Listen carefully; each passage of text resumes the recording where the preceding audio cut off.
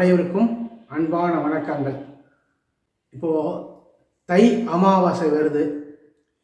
இதன்னைக்கு இதுவரையிலையும் அமாவாசைக்கு பித்திருக்களுக்கு தர்ப்பணம் கொடுக்காதவங்க, விட்டு போனவங்க எல்லாம் இந்த தை அமாவாசையில் கொடுக்கறது ரொம்ப விசேஷமானது. தை அமாவாசை அன்னைக்கு முன்னோர்களுக்கு அவசியம் தர்ப்பணம் பண்ணி ஆகணும். இது குளக்கரைக்கு போகணுமா, இல்லை ஐயர் தேடி போகணுமா, கிடைக்க மாட்டாங்க. அது அன்றைக்கி கிடைக்கிறது, ஐயர் கிடைக்கிறதே கட்டமே, அதெல்லாம் எதுவே பார்க்க வேண்டாம். அவங்களே தானே வீட்டில் எளிய முறையாக சிம்பிளாக பண்ணிடலாம்.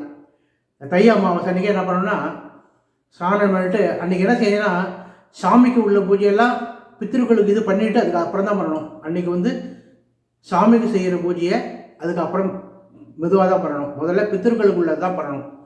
ஸ்நானம் பண்ணி இது பண்ணிவிட்டு கையில் எள்ளும் தண்ணியும் எடுத்துக்க வேண்டியது. உங்கள் கோத்திரம் உங்கள் அப்பாவுக்கு தான் பண்ணுறோன்னா அப்பா பேரை சொல்லி 3 தடவை எள்ளும் தண்ணியாக அதில் இறச்சி வச்சுருங்க. அதுக்கப்புறம் என்ன செய்யணும், மத்தியானத்துக்கு முன்னாடி அப்பாவோட படம் வச்சு இந்த படையல் சாதம் எல்லாம் படையெல்லாம் போட்டு இது பண்ணிவிட்டு அதுலேருந்து கொஞ்சம் சாதம் எடுத்து துளியோண்டு எள்ளு கலந்து நேராக காக்காய்க்கு வச்சிட வேண்டியது. வச்சுட்டு காக்கா சாப்பிட்றத பார்த்துட்டு அதுக்கப்புறம் நம்ம சாப்பிட வேண்டியது. அவ்வளோதான். இது எளிய முறை. இந்த தர்ப்பணம் அவசியம் பண்ணே ஆகணும். அன்றைக்கி ஈவினிங் பெரிய தீபம் ஒன்று ஏற்றி அது வீட்டிலே ஏற்றலாம். ஏற்றி இது பண்ணி அவங்கள நினச்சி நம்ம பிரார்த்தனை பண்ணிக்கிறோம். அதாவது இன்னுமே இந்த அமாவாசை தர்ப்பணத்தெல்லாம் விடாமல் தொடர்ந்து நான் பண்ணுறதுக்கு ஆசீர்வாதம் பண்ணுங்கன்னு வேண்டிங்க. ஏன்னா தர்ப்பணங்கள்லாம் முன்னோர்களுக்கு செய்ய வேண்டியதெல்லாம் நம்ம கரெக்டாக செய்யணும். இதை ஆடி அமாவாசை, புரட்டாசி மகாலய அமாவாசை, தை அமாவாசை, இந்த 3 அமாவாசையும் கொஞ்சம் முக்கியமாக இருந்து பண்ண வேண்டியது.